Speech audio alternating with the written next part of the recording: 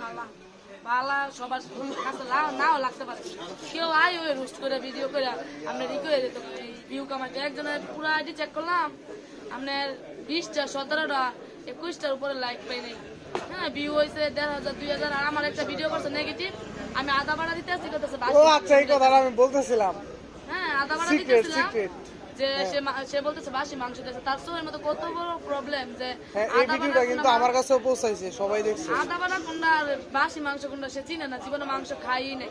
হ্যাঁ, মানে ওইটার মধ্যে 5 মিলিয়নের উপরে ভিউ গেছে, লাইক হয়েছে আপনার প্রায় 20,000-এর মতো।